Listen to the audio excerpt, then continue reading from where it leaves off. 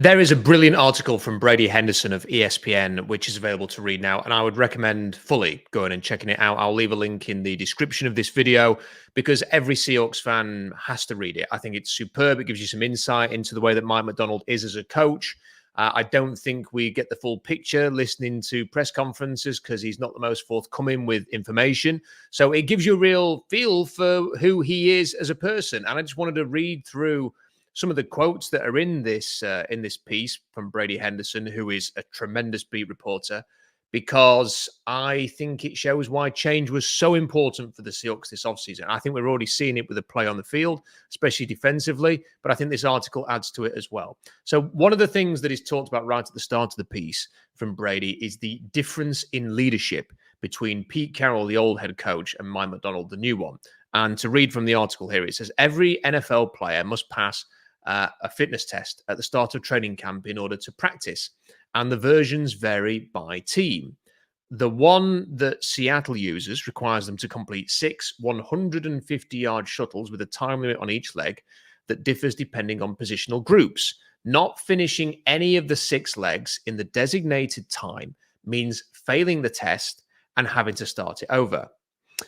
Brady goes on to say it might have been predictable that a few younger players would fail such a difficult test, requiring them to start camp on the non-football injury list until they could pass.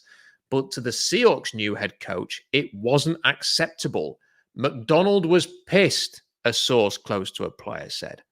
And then Brady goes on to say that Macdonald chewed out the players individually, according to a team source and a source close to a player, and then brought up the issue in front of the rest of the team in order to drive the point home.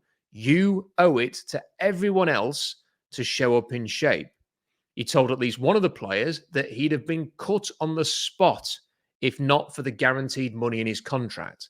Another source close to one of them said if it wasn't already clear to the Seahawks that Macdonald has a different leadership style than his predecessor, Pete Carroll, then that moment left no doubt. That could not be any more different than the way Pete Carroll operated. And I have to say, this is an absolute breath of fresh air.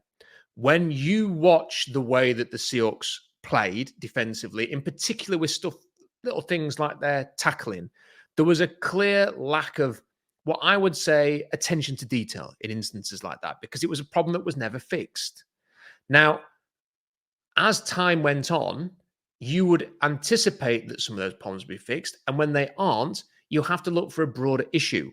And I'm just not sure that in the later Carroll years, that his approach of letting players have a lot of freedom was the right thing. The Seahawks became quite a sloppy team.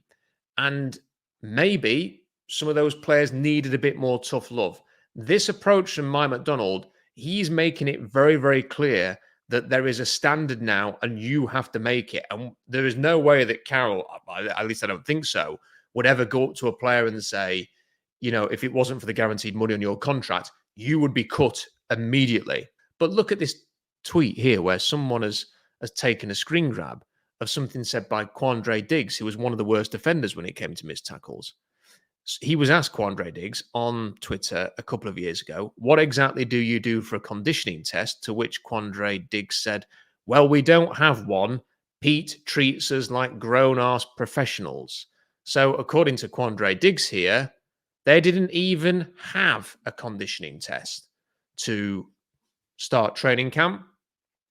This feels like a very different approach.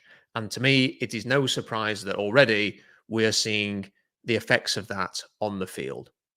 The article then goes on to discuss why Macdonald impressed the Seahawks so much during interviews. This is what Brady Henderson reports.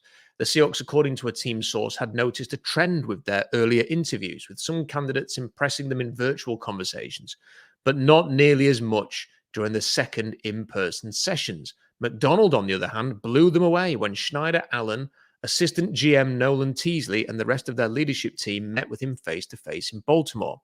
A major selling point was his philosophy on holding players accountable and his 3-word motto that embodies it: make it right. Schneider found Macdonald to be such an efficient communicator that a 2-hour portion of their interview with him felt more like 20 minutes. who'd eventually tell his scouting department to be prepared for much quicker conversations with Macdonald than they were used to having with Carroll. It was communication, leadership, clarity that jumps off with Mike, Schneider said. I had talked to several people that had interviewed him already, and they were like, wait until you look in this guy's eyes, man. He's there. He's present. He's on it. And he was. Everybody in that room felt it. The word accountable, again, stands out like a sore thumb for me because it just felt, again, in the later Carroll years, as if there was a distinct lack of that. And there's another part of this article that really rams that home. This line from Brady Henderson's piece on the coaching hires that Macdonald made, it slapped me in the face when I was reading it. Macdonald had previously worked alongside 4 of the 24 assistants they hired, only 4, including assistant head coach Leslie Frazier and special teams coordinator Jay Harbaugh. As one Seahawks source put it, Macdonald prioritized the best teachers as opposed to the familiarity of coaching friends. Wow. And that came from a Seahawks source. It speaks volumes to me that it was clear within that building there were people that felt things need to be different around here.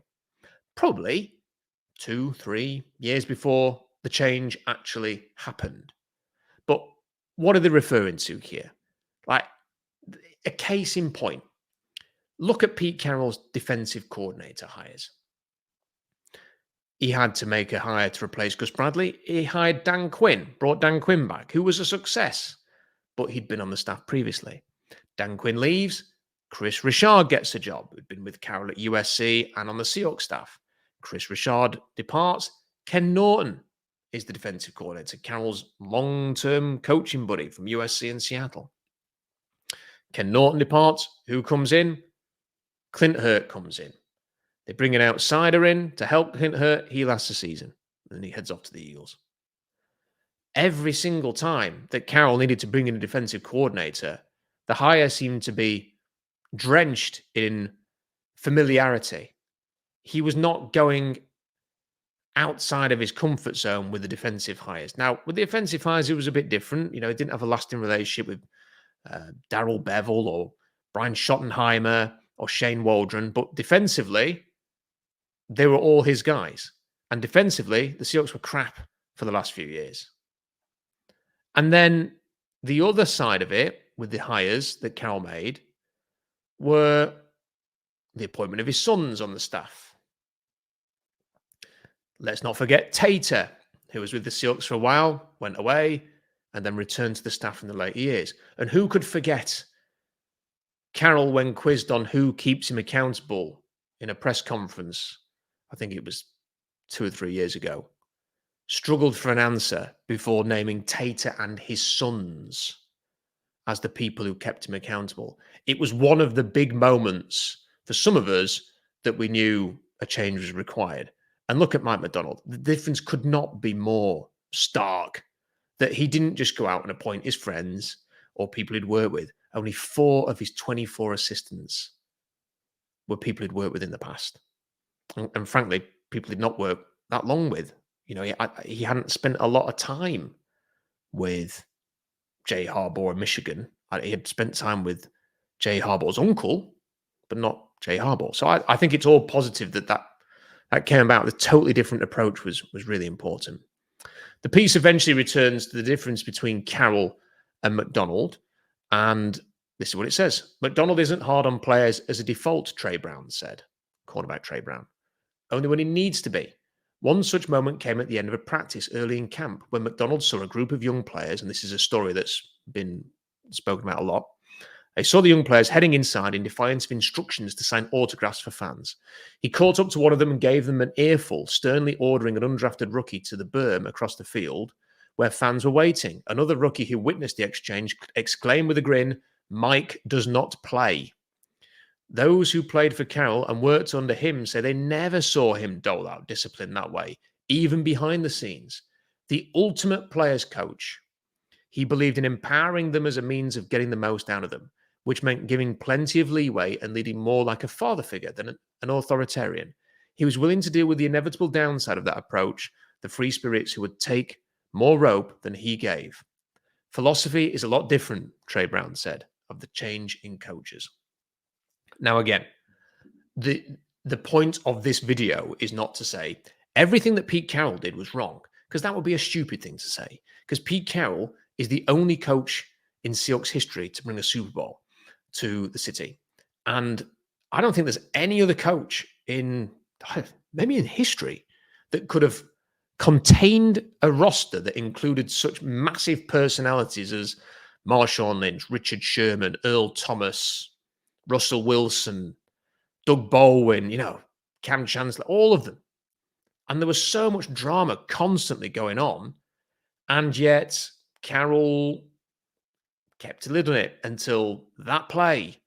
And even then, after that play, I mean, clearly all we've learned about that play since then, there was a huge issue in Seattle, but as sort of it was all going on, it never really sort of felt as if it was obvious. You kind of felt it was something simmering away in the background there. But, as fans, we were kind of just hoping they'd have a redemption arc and they'd bounce back from that Super Bowl.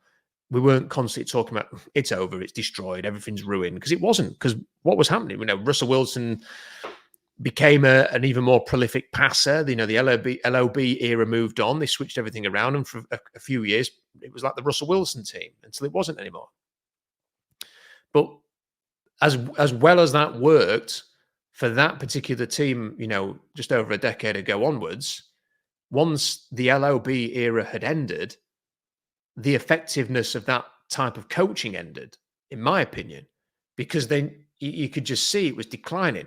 Now, the Seahawks retained winning records during that period, and the coaches will have played a part in that. But I think more than anything, it was Russell Wilson, for starters, who was a top NFL quarterback during that period. And then, since he's moved on, they had a lot of draft picks, and I think we're seeing now that they've got some talented players on this roster that enabled them to reach sort of a base level. But no one could watch the defense last year and feel like things were moving in the right direction, because they weren't. It was terrible. And the team felt like it was stuck in quicksand, wasn't going anywhere.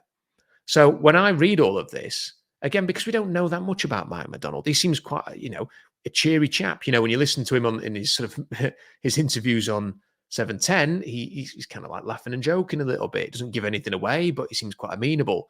But there's definitely this hardened edge that is perhaps not obvious to anybody who doesn't see it. And clearly some of his players do see it. And I just think it's an absolute necessity for the Seahawks to be in this new era with this type of approach. I think they have hired the right guy. And I will be saying the same thing in a week if they get battered in Detroit. I think they have the right people in charge of this team moving forward. You can already see how much better this defense is with Mike Macdonald running the show and his staff. The offense has been a bit up and down so far, but I have confidence that it will get right. And if it doesn't, I'm convinced the defense is going to be is almost going to be able to take some of the strain, because it's in such a good place with Mike Macdonald. I think there's going to be more accountability. I think there's going to be more discipline. I think some of the more frustrating things, like not being able to tackle, are gone for good, because I don't think this coach will allow it to be an issue like it was for so many years. I think there's a lot of reasons for optimism with Mike Macdonald as the Seahawks head coach. So, I don't want to keep going and keep comparing to the old coach. I think there's inevitably going to be a bit of that, especially in the first 12 months of the Mike Macdonald era. But I think it's a real positive to read these pieces. And I would go and check out Brady Henderson's article, because it will make you feel confident, I think, in this new regime. And if you were like me and many others who felt like change was absolutely necessary, thanks, Pete, but it's time for change, then I think reading something like this will make you think, yes, you were right to think that way, and the Seahawks are in a better place for it. Anyway, thanks for watching this video. Check out SeahawksDraftBlog.com for more analysis. There is a big article this week. Scouting notes are up there.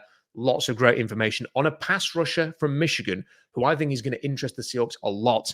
And look, Wink Martindale is Mike Macdonald's mentor, and he's the defensive coordinator from Michigan now. And he loves the guy that I've been writing about, Josiah Stewart. So if he loves him, and if he's playing as well as he is for Michigan, I won't be surprised if the Seahawks have got an eye on him as well. Some running back talk, some very impressive looking running back class, tight end talk, more on Garrett Nussmeier, the LSU quarterback. So go and check all of that out. Make sure you subscribe for all of the videos we put out. You will not miss any of them then. Let's get them subscription numbers up, because about 40% of you are not subscribed. Please like the video. Please leave a comment. Have you read the Brady Henderson article? What do you make of it? Do you agree with me? Do you disagree with me?